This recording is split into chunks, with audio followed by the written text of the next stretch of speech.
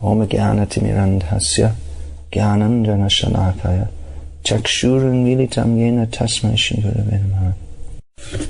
Translation. I passed through hills and mountains full of reservoirs of various minerals like gold, silver and copper, and through tracts of land with reservoirs of water filled with beautiful lotus flowers fit for the denizens of heaven, decorated with bewildered bees and singing birds. Next verse. I then passed alone through many forests of rushes, bamboo, reeds, sharp grass, weeds and caves, which were very difficult to go through alone. I visited deep, dark and dangerously fearful forests, which were the play yards of snakes, owls and jackals. Is this going on? Yeah. Purport. It is the duty of a mendicant, Parivrajaka Acharya, to experience all varieties of God's creation by travelling alone through all forests, hills, towns, villages, etc., to gain faith in God and strength of mind, as well as to enlighten the inhabitants with the message of God. The sannyasi is duty-bound to take all these risks without fear, and the most typical sannyasi of the present age is Lord Chaitanya, who travelled in the same manner through the central Indian jungles, enlightening even the tigers, bears, snakes, deer, elephants, and many other jungle animals. In this age of Kali, sannyas is forbidden for ordinary men. One who changes his dress to make propaganda is a different man from the original ideal sannyasi. One should, however, take the vow to stop social intercourse completely and devote life exclusively to the service of the Lord. The change of dress is only a formality. Lord Chaitanya did not accept the name of a sannyasi, and in this age of Kali, the so-called sannyasis should not change their former names, following in the footsteps of Lord Chaitanya. In this age, devotional service of hearing and repeating the holy glories of the Lord is strongly recommended, and one who takes the vow of renunciation of family life need not imitate the Parivrajaka Acharya like Narada or Lord Chaitanya, but may sit down at some holy place and devote his whole time and energy to hear and repeatedly chant the holy scriptures left by the great acharyas like the 6 Goswamis of Vrindavan. Well, I must admit that in this purport there are various points in which I'm not sure exactly what point Prabhupada is making. It seems somewhat ambiguous. In this, Prabhupada writes, in this age of Kali, sannyas is forbidden for ordinary men. One who changes his dress to make propaganda is a different man from the original ideal sannyasi. In this age of Kali, sannyas is forbidden for ordinary men. This is stated in the verse from Brahma Vaivarta Purana that was quoted by Sri Krishna Chaitanya Mahaprabhu to the Qazi, the Muslim magistrate, to convince the magistrate that according to what the Qazi called the Hindu scriptures, that cow slaughter of any kind, even in sacrifice, is forbidden in the age of Kali. Ashvamedam kavalambhyam sannyasa palapaitrikam devarena sutotpatim kalo pancha vivarjayet. 5 things are to be given up in the age of Kali, namely horse sacrifice, cow sacrifice, acceptance of sannyas, offering meat as oblations to the forefathers, and begetting a child in the womb of one's brother's wife, which was sometimes allowed if the brother himself was incapable of producing a child. So Bhaktisiddhanta Saraswati Thakur, to justify his awarding sannyas when Chaitanya Mahaprabhu quoted a verse not or proscribing sannyas, stated that this Brahma Vaivarta Purana is a rajasic Purana, Purana in the mode of passion, meant for karma, Kandya persons. So for such persons on that level, taking sannyas is not recommended. But however, taking sannyas to fully dedicate oneself in the service of the Lord is always required, as the Avanti Brahmana, as stated in the 11th canto of Srimad Bhagavatam, is recorded as having stated, Etang saastaya paramanishtam adhihasitam purvatamai aham tarishyami duranta param tamomukandam green shivayaga. This verse was repeatedly chanted by Chaitanya Mahaprabhu just after accepting the renounced order of life, and Prabhupada also taught it to his sannyasis to state on a regular basis that by taking shelter of the lotus feet of Mukunda, who is the awarder of liberation, I too shall certainly cross over this very difficult to cross ocean of nescience by taking full shelter at the lotus feet of Mukunda, Krishna. So, Bhaktisiddhanta Saraswati Thakur in this vein recommended that sannyas should be taken if one is to achieve the perfection of life. Now, Prabhupada goes on, sannyas is forbidden for ordinary men. One who changes his dress to make propaganda is a different man from the original ideal sannyasi. Now, I'm not sure here whether Prabhupada is referring to whether he's speaking disparagingly about those pseudo-sannyasis who make some kind of false propaganda by imitating the original sannyasis, but or whether he's referring to those who accept the dress of sannyas, even though they may not be on the ideal level of the original sannyasis like Narad Muni, but they accept sannyas nevertheless for the sake of preaching. It could be understood either way, and maybe in other ways also. Then what else is in the Lord Chaitanya did not accept the name of a sannyasi, and in this age of Kali the so-called sannyasis should not change their former names, following in the footsteps of Lord Chaitanya. So I'm also not sure whether Prabhupada's referring to like bogus sannyasis or genuine sannyasis. It's not very clear. Although the general gist of it is clear here, that how the sannyasi should dedicate himself to the service of Krishna. Prabhupada starts off the purport by talking about the Parivrajaka Acharya whose duty it is to travel throughout all varieties of God's creation to gain experience of the world and thus make his mind strong in taking shelter of Krishna, passing through jungles alone. Just like Chaitanya Mahaprabhu described, there were bears, tigers, rhinos. So you have to have faith in Krishna, that Krishna is protecting me to do that. Trivikram Maharaj was alone in Taiwan, I believe it was, somewhere out there in the Far East, Japan or somewhere, as a young sannyasi. And he asked Prabhupada, he wrote to Prabhupada asking to send some association. Prabhupada wrote back that sannyasi, he doesn't need to take association. He's take shelter of the super soul. He should never feel himself alone.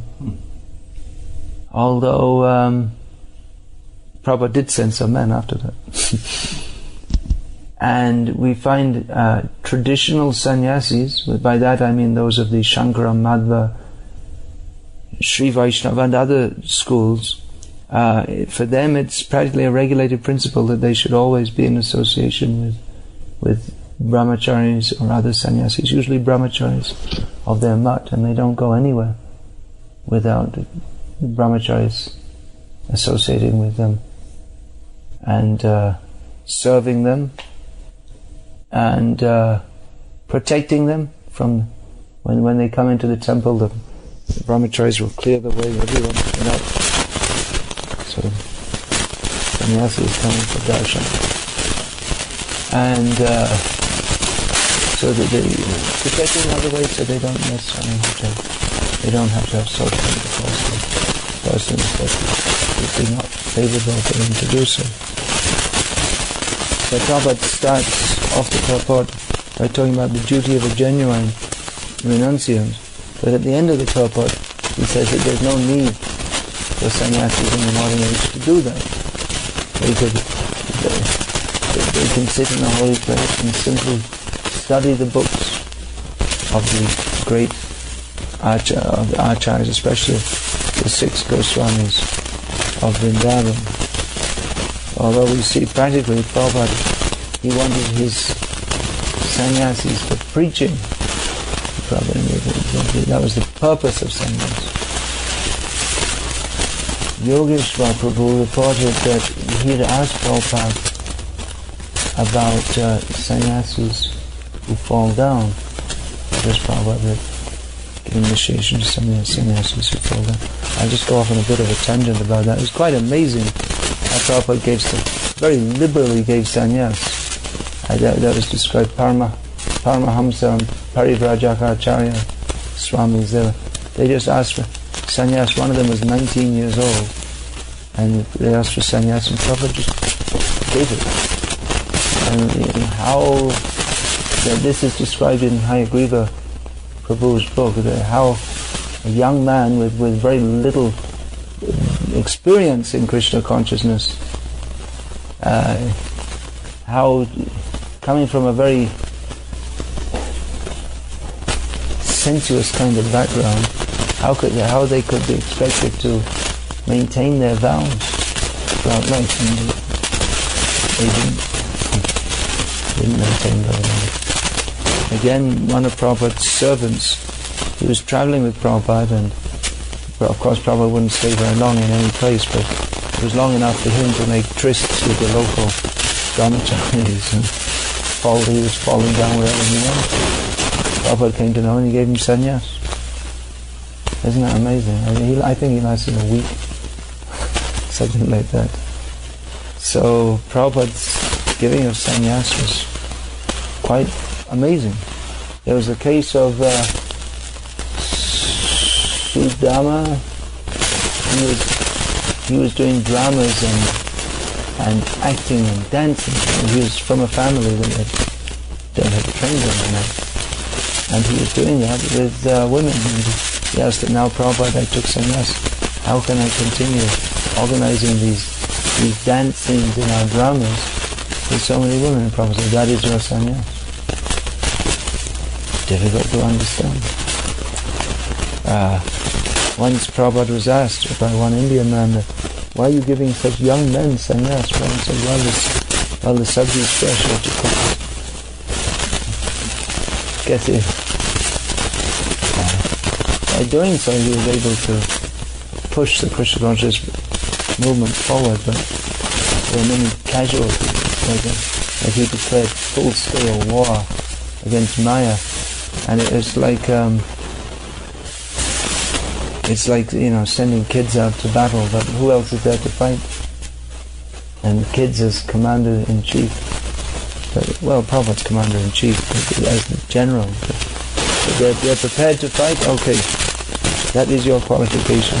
You're ready to do so? Even though for many of them it may have been just some prestige or something like this. It may have been like that. But Prabhupada wanted to see the Krishna consciousness movement pushed forward, and he wrote that without sannyasis. Exactly what I wrote, he wrote, I can't remember. He said, sannyasis are required for preaching. That's what he wrote. Preaching sannyasis are required. Of course, real sannyasis, at the present time our movement needs, as I see it needs many more sannyasis, because the number of santas, the number of devotees is increasing all over the world, but the number of sannyasis is not increasing much. probably 1 or 2. I was at a sannyasa initiation just a few weeks ago in Lithuania. I don't think any of you know that devotee. He only speaks Lithuanian and Russian. He's an older man, over 60 years old. Bhakti Sharan Swami. So his duty is within Lithuania alone, but it's nice. It's sannyas. Go out. Well, for him, as I said in this sannyas initiation ceremony, I said that no one takes sannyas. It's of course that was a surprise when I said that. Then I explained that it's not just simply by formal induction one becomes a sannyasi, but one actually has to be living the life of a sannyasi. Before, it's not that you can just shift into sannyas gear so easily. One has to be actually living that life, and then the induction into sannyas will be a recognition of the life that he's already living and the consciousness that he's already in. That in that way, it's good to give sannyas. If we think that, well, I'll change my consciousness to sannyas consciousness after taking sannyas. It's not so easy. It doesn't happen very easily in the Varnashram system. It's recommended in general, brahmacharya, grihastha, vanaprastha, sannyas. What Prabhupada is mentioning here at the end of the Prabhupada time is sannyas. You can go and stay in the holy place and study the literatures of the great devotees. That sounds more analogous to vanaprastha life than to the full-fledged sannyas life. Anyway, sannyasis are needed. I didn't tell about that Yogeshwar. He was asking something about sannyasis falling down. Prabhupada said yes, and later on they can be reinstated. And Yogeshwar said, well, won't that create too much of a disturbance? And Prabhupada said, what does it matter as long as the preaching goes on? Quite an amazing statement. So actually, sannyas, brahmacharya, grihastha, whatever, these are all extrinsic to Krishna consciousness. They're not of the essence of Krishna consciousness. They're divisions within human society based upon the spiritual activities of the individual. So that may change. Of course, it's not proper that after taking sannyas one falls down, but it's not that one's bad from devotional service if he does so. It's not good if a grihastha falls down. It's not good if anyone falls down. But especially if a sannyasi falls down, it makes a big boom all over the Vaishnava world. If a brahmachari decides to get married, it's not such a big thing. But one of our sannyasis recently, he was lecturing on this in Czech Republic. He's saying that, but the unseen fall down is that of the grihasthas. He's an ex-grihastha himself.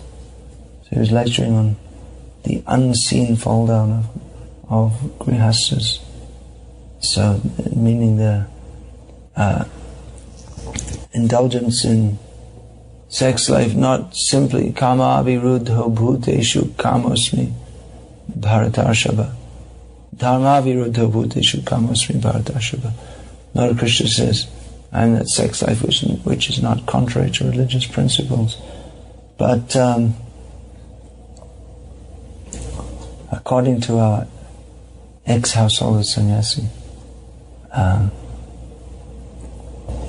there's plenty of fall down in the grihastha ashram. Anyway, the point is, sannyasi, he should be very strong and very much dedicated to Krishna's service. we have the system in ISKCON that was approved by Srila Prabhupada of a waiting list for sannyas, that you can't just walk in and say, I want to take sannyas. Okay, take it immediately. So there's some time to see if one is ready. And I don't know about now, when they made the age for taking sannyas much later, but previously it was that many, if not most, were put on the sannyas list, whether it's 2-year list or 5-year list or whatever.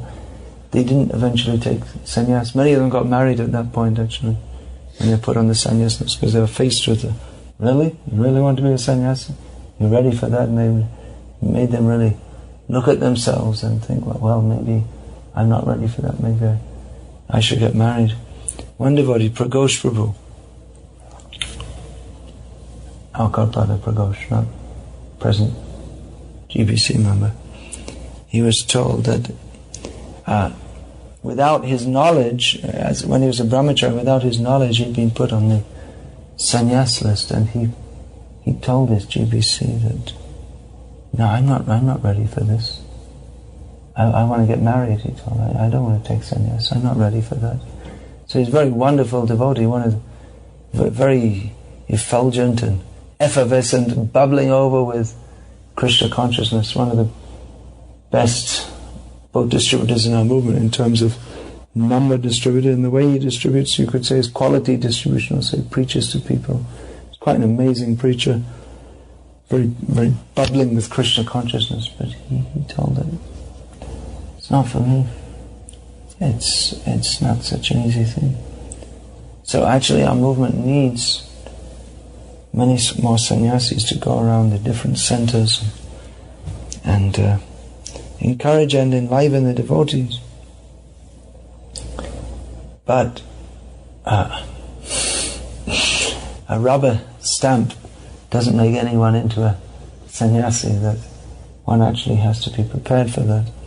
And the grihastha, he should prepare himself for that also. That in due course of time, I should renounce the home, even if it may be, in many cases, this is also approved by Srila Prabhupada, at least he's quoting from Bhaktivinoda Thakur on this point, that when the years are going on and one has fulfilled one's material responsibilities, then he should retire, and may do so with his wife. That Bhaktivinoda Thakur recommended that the best position for older householders is vanaprastha rather than sannyas, and they can live with their wife, as Prabhupada suggests here, in a holy place and continuously chant the holy names of the Lord and hear about the holy names of the Lord. So this is more akin to vanaprastha life than sannyas life. Though Prabhupada was interested, as he said, we are not interested in the Babaji class. So Prabhupada is more interested in giving sannyas for the sake of preaching. That's one of the one of the questions in the question and answer paper that comes when someone is applying to take sannyas, that, well, what will your preaching be? How will it increase your preaching? How will that help your preaching? And in many ways, in the Western world, in almost always, as far as preaching among the public is concerned, it doesn't make any difference what ashram one's in, because they don't know anything about all these things. But for preaching among the devotees and for preaching among the public in India, where they have some idea of what a sannyasi is, then it's advantageous to accept the sannyas order of life. So, Hare Krishna. I finished there. Is there any question or comment? Ready for sannyas? Smile. The optimum age for accepting sannyas at what appears to be considered optimal age. In the present ISKCON setup is age 50 or older, because by that time one should be, the kid should be grown up, or it's considered that one should have been mature in Krishna consciousness if one's been practicing for many years.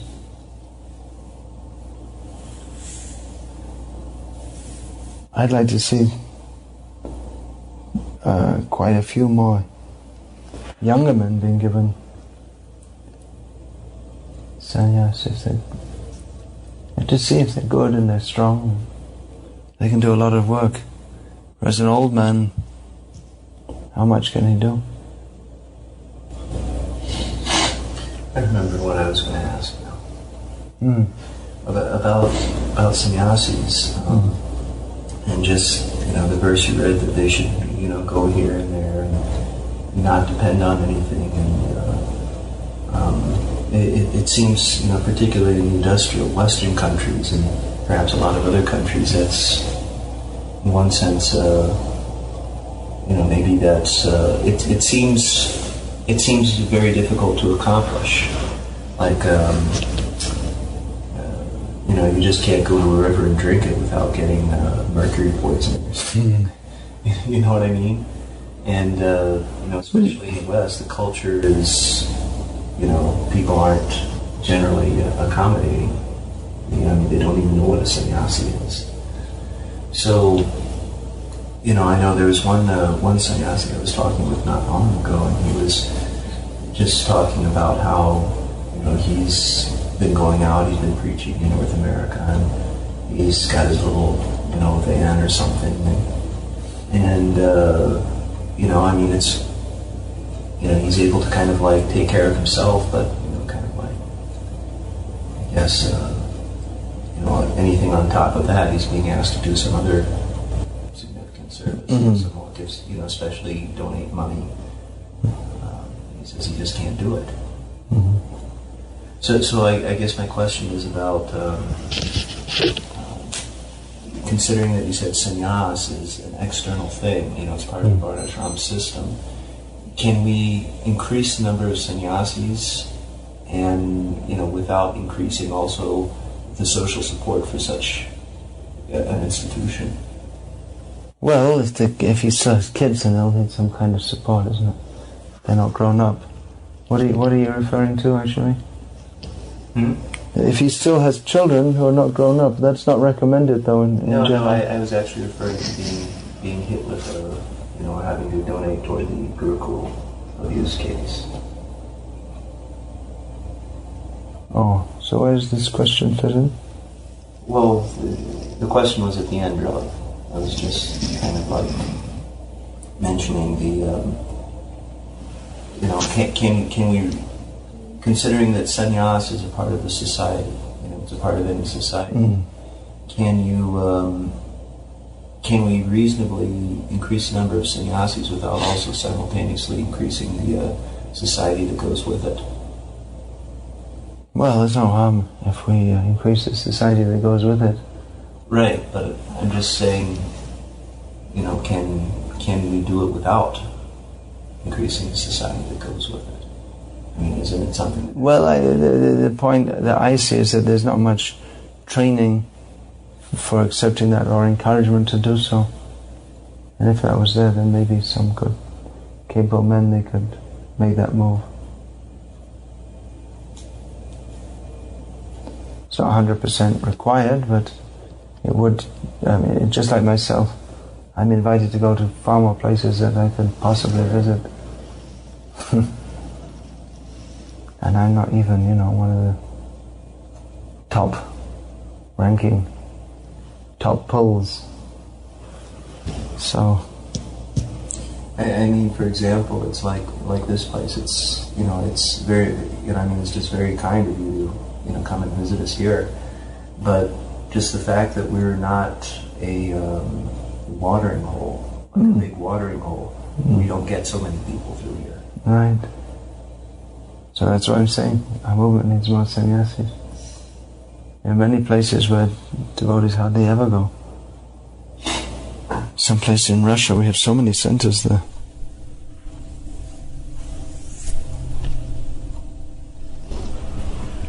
It seems like they're making more difficult in ISKCON for anybody to take sannyas. They are, yeah, because of all the sannyas fall downs, I suppose. Like the ISKCON equivalent of Enron. What does that mean? Enron was a collapsed company? Yeah, it was a big energy company. It was so big that its collapse, forced debate and inquiries in the National Senate, Congress here. They changed the whole law because of that company. They have a new act. Oh, I see. That's what you mean. They changed the law because of that. Yeah. More and more restrictive.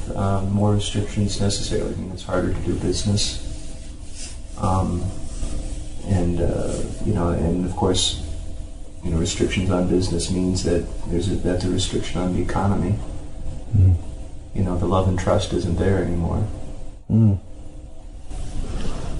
Manidhar Prabhu was telling me that he met a man in his home, Swedish man, and he was an old man. He said he'd been practicing as a lawyer all his life, or was it a land estate agent or something.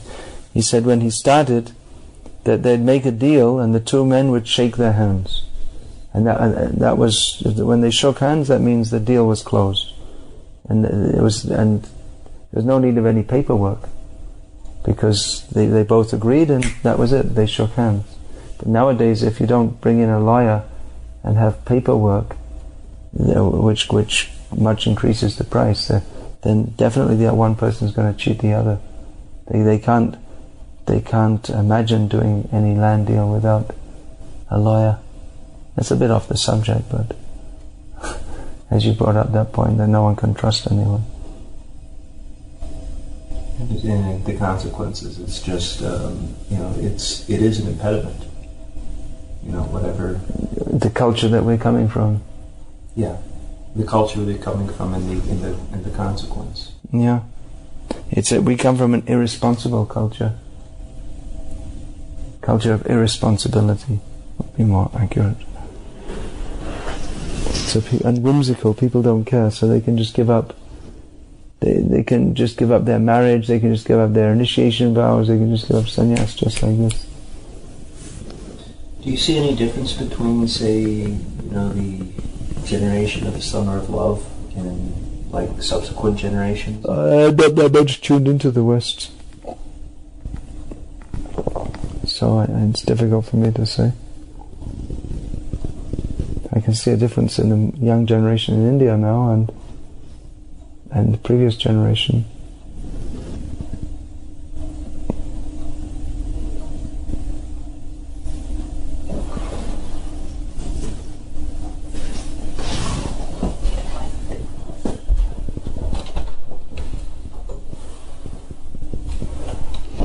Okay, we'll finish there. Is that alright?